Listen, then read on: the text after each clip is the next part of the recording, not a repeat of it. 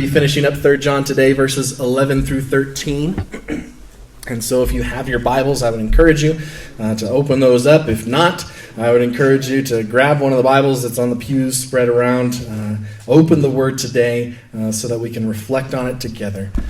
Today, we're going to be talking about a different character. We've looked at two characters already in the letter of 3 John. We've looked at Gaius, who the letter was written to, and we've looked at Diotrephes last week, who wasn't the best person to emulate or imitate, and so he was not being very kind to missionaries who would come along his way. And so those were the supporter and the supplanter.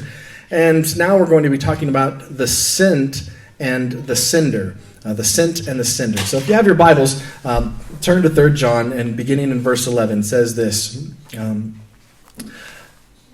This is the wrong words. Don't pay attention to the screen. Verse 11 says, "Beloved, do not imitate what is evil, but what is good. The one who does good is of God. The one who does evil has not seen God. Demetrius has received a good testimony from everyone and from the truth itself. And we add our testimony, and you know that our testimony is true. I had many things to write to you, and I am not willing to write them to you with pen and ink, but I hope to see you shortly, and we will speak face to face. Peace be to you. The friends greet you. Greet the friends by name." Typical closing of one of John's letters. In fact, if you remember 2 John, he also said, "I have many things to write you, but I don't want to write them with pen and ink." And so John is itching to go visit Gaius and this church. And so, but we want to evaluate our lives. This is the closing of this idea of thinking about, who am I in this story? Are you the supporter? Prayerfully and hopefully not, you're the supplanter.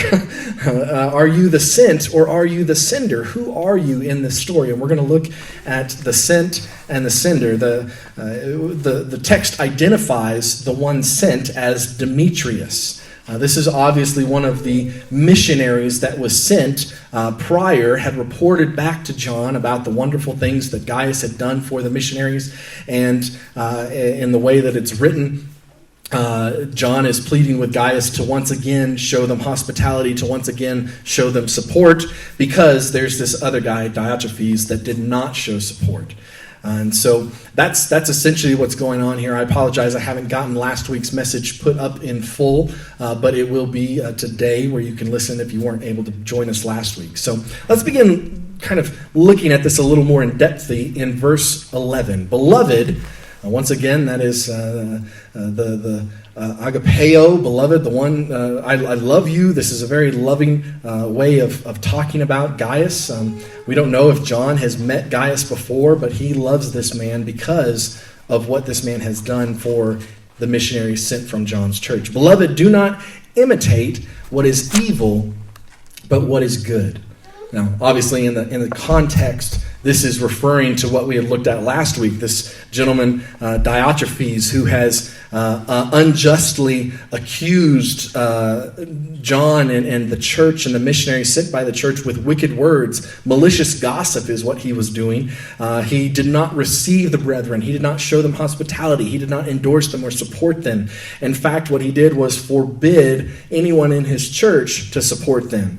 And not only did he forbid anyone in his church to support them, but those who stood up against him, he kicked them out of the church. And so this guy, Diotrephes, was not someone to be imitated. And so John says, don't imitate what is evil, but imitate what is good.